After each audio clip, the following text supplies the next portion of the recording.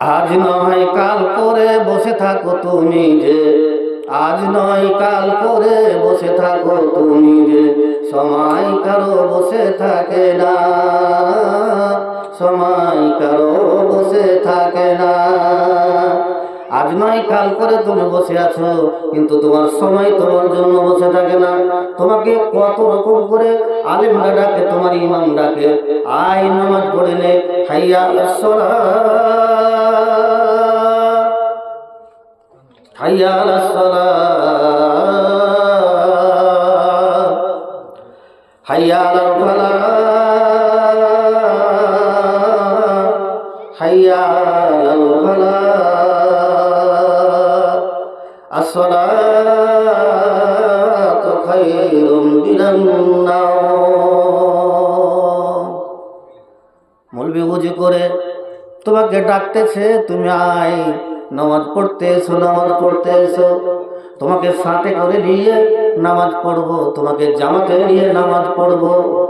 নামাজের পরে তাসবিহ তাহলিল করবো, একটু দোয়া করবো, তুমি এসো নামাজ পড়তে। তোমার ঘুম ভাঙেনি রে, তোমার ঘুম ভাঙেনি। তুমি তো একটা চাকর রেখেছো মসজিদের মৌলবীকে, 5,000 টাকা দিয়ে 7,000 টাকা দিয়ে একটা গোলাম রেখেছো, চাকর থুয়েছো। কারণ চাকর তো আছে মসজিদে, উঠবে আজান দেবে, নামাজ পড়বে, মসজিদ ঝাড় দেবে। মসজিদে মুরগিতে পায়খানা করে দিয়েছে, মসজিদে গরু ঢুকে গেছে, লেদে দিয়েছে, পায়খানা করে দিয়েছে। কে সাফ করবে? না তো মৌলবি সাফ করবে। আর যেগুলো কবরে চলে যাবে, যাদের এক পা কবরে চলে গেছে, তারা কোনদিন এসে মসজিদ ফেলে একটা ঝাড়ু দেয় না। কেন দেয় না? কারণ 5,000 টাকাতে একটা গোলাম কিনে আনা হয়েছে, 5,000 টাকাতে একটা চাকর কিনে আনা হয়েছে। আল্লাহর নবী বলছেন, রে শোনো রে, এটা হলো তোমার ইমাম।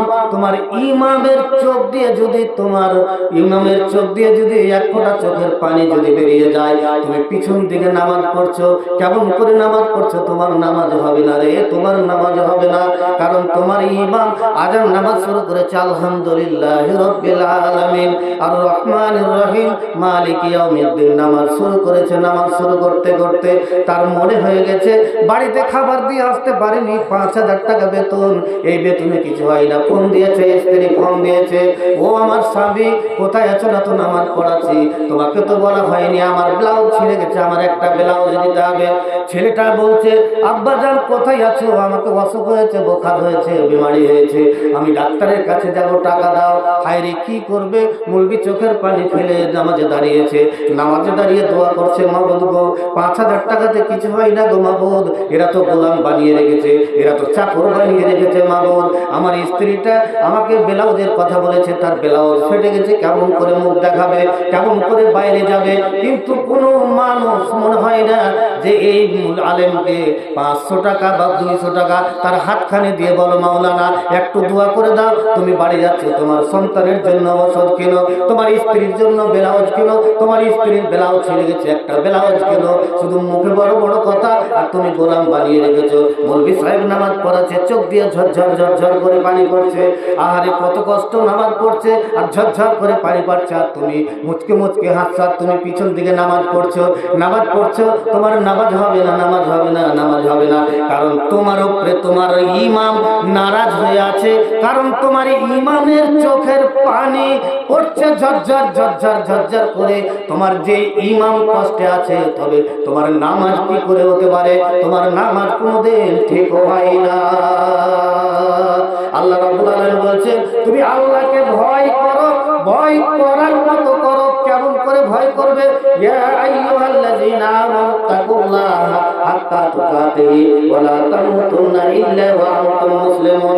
আল্লাহ রাব্বুল আলামিন বলছেন, হে ঈমানদারেরা, হে মুমিনেরা, হে ঈমানদারেরা, তোমরা আল্লাহকে ভয় করো, ভয় করার মতো করো, এবং অতক্ষণ পর্যন্ত তোমরা মরো না, যতক্ষণ পর্যন্ত তোমরা পূর্ণ মুসলমান না হতে পারবে।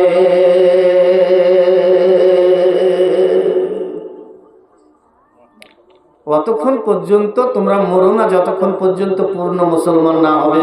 তাইলে তোমার ঈমান চোখের পানি ফেলছে, আর তুমি ইমানদার দাবি করছো, আর তুমি দোকানে বসে তুমি বলছো আমার বেটাকে 15,000 টাকা মাসে আমি পড়াচ্ছি, আর তুমি 100 টাকা বেতন দিতে এসে তুমি 7 বার তুমি মুলবির সাথে তুমি ঝগড়া করো।